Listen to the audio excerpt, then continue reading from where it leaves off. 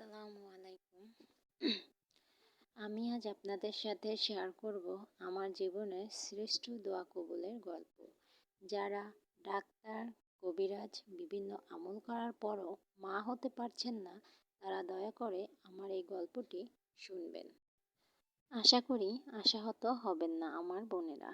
সালটা ছিল 2018, যখন আমি প্রথম মা হই। সবাই অনেক খুশি ছিলাম। হঠাৎ কয়েক ঘন্টা পর আমার সোনামণিটা অনেক অসুস্থ হয়ে পড়ে। তাকে চিকিৎসার জন্য শিশু হাসপাতালে পাঠানো হয় এবং তাকে লাইফ সাপোর্টে রাখা হয়। কিন্তু একদিন পরেই আমার সোনামণিটা আল্লাহর ডাকে সাড়া দিয়ে আমাদের রেখে চলে যায়। আমি খুব ভেঙে পড়ি এবং একটা বাচ্চার জন্য পাগল হয়ে যাই। আমার শ্বশুরবাড়ির বংশে বাচ্চা নাই বললেই চলে। শাশুড়িরও 8টা বাচ্চা মারা যায় হওয়ার পরে। খুব ভেঙে পড়ি। ডাক্তার, কবিরাজ বিভিন্ন আমল ফলো করি টানা কয়েক বছর, কিন্তু কিছুতেই কিছু হচ্ছিল না। তার উপর মানসিক চর্চা সেটা নাই বা বললাম।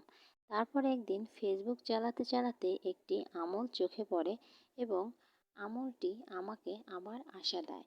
তারপর আমি মনস্থির করলাম যে এই আমলটি আমি শেষবারের মতো করে দেখব। আলহামদুলিল্লাহ আমলটি করার 1 মাস পরেই আমি কনসিভ হই এবং আমি মা হতে পারি। এখন আমার বাচ্চার বয়স 3 বছর। যে সকল বোনেরা বিভিন্ন ডাক্তার, কবিরাজ আমল করার পরেও মা হতে পারছেন না, তারা আমার এই আমলটি ফলো করবেন। ইনশাআল্লাহ আল্লাহর ইচ্ছায় আল্লাহ তাদের নেক দোয়া কবুল করবেন, সন্তান লাভ করবেন।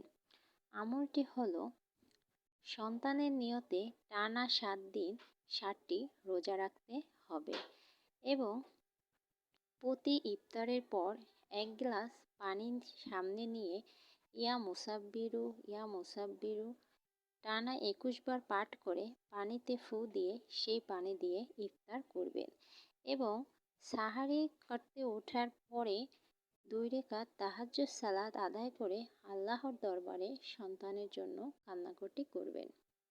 এছাড়া ফজরের নামাজ ও আসরের নামাজের পরে আল্লাহর দরবারে সন্তানের জন্য কান্নাকাটি করবেন। ইনশাআল্লাহ আল্লাহ তাআলার ইচ্ছায় আপনারা মা হতে পারবেন।